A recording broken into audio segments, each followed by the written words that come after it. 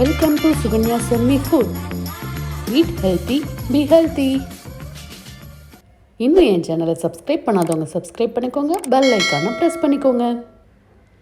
Hi friends, today's recipe butter cookies. வீட்லேயே டேஸ்ட்டாக சிம்பிளாக குயிக்காக எப்படி செய்யலாங்கிறது பார்ப்போம். ஃபஸ்ட்டு ஒரு பவுலில் 200 கிராம் அன்சால்டட் பட்டர் ஆட் பண்ணிக்கோங்க. ரூம் டெம்பரேச்சரில் இருக்கணும். இது நல்லா ஸ்மூத்தியாக பீட் பண்ணி வச்சுக்கோங்க. நல்லா பீட் பண்ணதுக்கப்புறமா 1 டீஸ்பூன் அளவுக்கு சால்ட் ஆட் பண்ணிக்கோங்க. அதையும் நல்லா மிக்ஸ் பண்ணி வச்சுக்கோங்க. நல்லா மிக்ஸ் பண்ணதுக்கப்புறமா 1 கப் அளவுக்கு சுகர் பவுடர் எடுத்து வச்சுக்கலாம். அந்த சுகர் பவுடரையும் ஆட் பண்ணி நல்லா ஸ்மூத்தியாக மிக்ஸ் பண்ணி வச்சுக்கோங்க. ஸ்வீட் சால்ட் டேஸ்ட் ரெண்டும் சமாளவாக தெரிகிற மாதிரி இருக்கும் இந்த பிஸ்கட்டில். இல்லை ரொம்ப ஸ்வீட்டாக வேணுங்கிறவங்க 1/2 cup extra sugar powder add பண்ணிக்கோங்க. இப்போ நல்லா மிக்ஸ் பண்ணிக்கலாம். மிக்ஸ் பண்ணியாச்சு, நல்லா ஸ்மூத்தியாக வந்துருச்சு. இப்போ என்ன எசன்ஸ் ஃப்ளேவர் வேணுமோ அந்த எசன்ஸ் 1 டீஸ்பூன் அளவுக்கு ஆட் பண்ணிக்கலாம். நான் வெனிலா எசன்ஸ் ஆட் பண்ணியிருக்கேன். எந்த எசன்ஸும் இல்லாதவங்க ஏலக்காவை பவுட்ரு பண்ணி அது 1 டீஸ்பூன் அளவுக்கு ஆட் பண்ணிக்கோங்க. நல்லா மிக்ஸ் பண்ணிக்கணும். அதே மாதிரி கொக்கோ பவுடரையும் ஆட் பண்ணி ரெடி பண்ணால் சாக்லேட் குக்கீஸ் மாதிரி ரெடி ஆகிடும். இப்போது மைதா மாவு 2 கப் அளவுக்கு எடுத்து வச்சுருக்கிறேன். அதில் ஃபஸ்ட்டு 1 கப்பை நல்லா ஆட் பண்ணி மிக்ஸ் பண்ணிக்கலாம். இந்த குக்கீஸ் ஒரு டைம் செஞ்சிட்டிங்கனாவே வீட்டில் அடிக்கடி செஞ்சு தர சொல்லுவாங்க. அவ்வளோ டேஸ்ட்டாக இருக்கும். நல்லா டீ கடையில் பிஸ்கட் வாங்குவோம் இல்லையா, அது மாதிரி டேஸ்ட் அருமையாக இருக்கும். நல்லா கிறிஸ்பியாகவும் இருக்கும். சாப்பிடும் போது வாயில் அப்படியே கரைஞ்சி போகிற மாதிரி சாஃப்டாகவும் இருக்கும் உள்ள.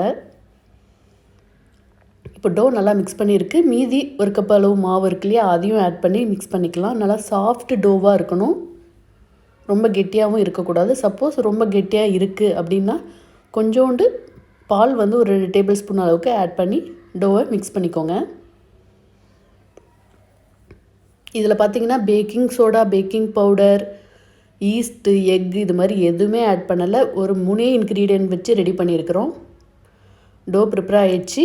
இப்போ இதை நம்ம பட்டர் ஷீட்டோ இல்லை பாலித்தீன் ஷீட்லேயோ போட்டுட்டு நல்லா நீட் பண்ணி ரோல் பண்ணி ஃப்ரிட்ஜில் வைக்கணும். நம்மளுக்கு இன்னும் நல்லா மோல்ட் பண்ணி எந்த ஷேப்பில் வேணுமோ எடுக்கிறதுக்கு ஈஸியாக இருக்கும். கொஞ்சோண்டு ட்ரை ஃப்ளவர் போட்டு நல்லா நீட் பண்ணிக்கலாம். சப்போஸ் எந்த மோல்டும் ஷேப் மோல்டு இல்லாதவங்க நம்ம நைஃப் வச்சே கட் பண்ணிக்கலாம். இல்லாட்டி வாட்டர் பாட்டில் மூடி இல்லை ஏதாவது பிளேட்டோட டிஃபன் பாக்ஸோட மூடி அது மாதிரி சின்னதாக வச்சுருந்திங்கன்னா அதில் வச்சு கூட அச்சு வச்சு எடுக்கலாம். அது மாதிரி பண்ணுறவங்க இது மாதிரி நீட் பண்ணிக்கோங்க. இல்லை ப்ளைனாக நான் ரவுண்ட் கட் பண்ண போகிறேன் அப்படிங்கிறவங்க ஃபுல்லாக டோவை ரவுண்ட் கட்டிங்க்கு தேவையான மாதிரி ரெடி பண்ணிக்கலாம். இப்போ இதை ஒரு 10 நிமிஷம் ஃப்ரிட்ஜில் வச்சு எடுக்கணும். அப்போ தான் டோ கொஞ்சம் லைட்டாக ஹார்ட் ஆகும்.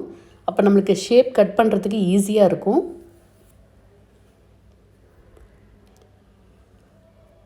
ரொம்ப அருமையாக இருக்கும் இந்த பட்டர் குக்கீஸ்.